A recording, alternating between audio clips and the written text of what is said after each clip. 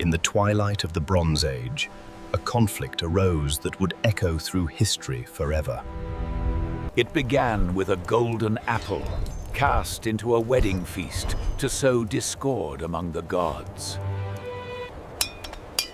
The Prince of Troy chose love over power, a choice that sealed his city's fate. The Spartan queen fled with the prince, igniting a flame that would burn a kingdom.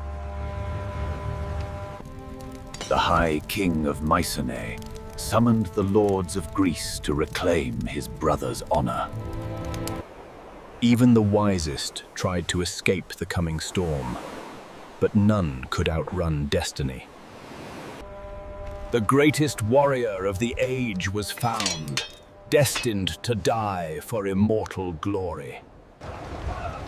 A fleet of 1,000 ships gathered at Aulis, waiting for the winds of war. In a solemn ceremony of devotion, the High King made a profound personal offering, believing it would secure safe passage for his fleet. With the winds finally rising, the massive armada set a course for the Trojan coast. The first Achaean to touch the sand fell, the first of many to die on these shores. The Achaeans relied on heavy bronze armor and shields that covered the whole body. The Trojans held the height, defended by walls that had never been breached.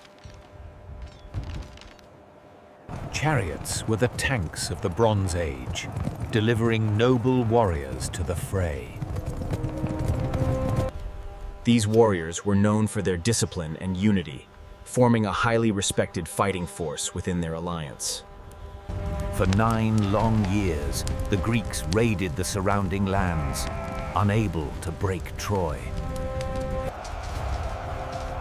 The 10th year began with a stalemate that would soon explode into total war. A dispute over a captive girl split the Greek leadership at their most critical hour. The Achaeans' greatest weapon withdrew from the field, nursing his wounded pride. Seeing their chance, the Trojans surged from behind their walls to strike the Greeks. A duel to end the war failed when the gods themselves intervened to save the prince. The truce was broken, and the plain ran red with the blood of heroes. The Trojans breached the Greek defenses, threatening to burn the entire fleet. Fire reached the black ships. Despair gripped the Achaeans as their only escape burned. His dearest friend begged him to fight, but the hero's heart remained stone. The companion donned the hero's armor, hoping to trick the Trojans into retreat. Thinking the great hero had returned, the Trojans fled in terror from the ships. The deception ended in tragedy as the Trojan prince struck down the companion. Grief turned to a cold, terrible rage. The lion was finally awake.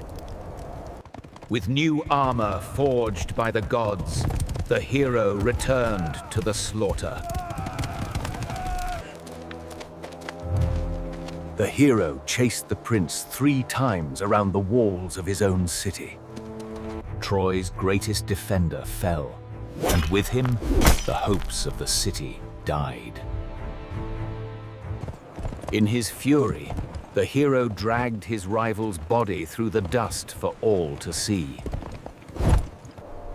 A father's tears moved the hero's heart, granting a brief moment of peace. Even the invincible must fall. An arrow to the heel ended the hero's life. With their champion dead, the Greeks turned to a plan of deadly cunning. The fleet vanished over the horizon, leaving behind a silent, wooden mystery. The Trojans celebrated their victory, unaware they were pulling their own destruction inside.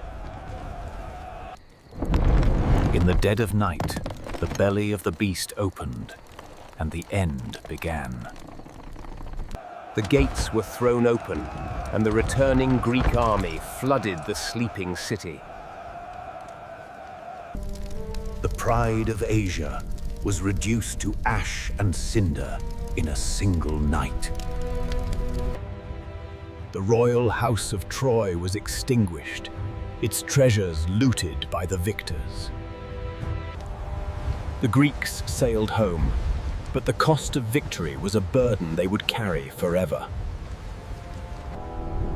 Where legend and history meet, the stones of Troy still whisper of a timeless war. Subscribe and comment the next battle you want featured.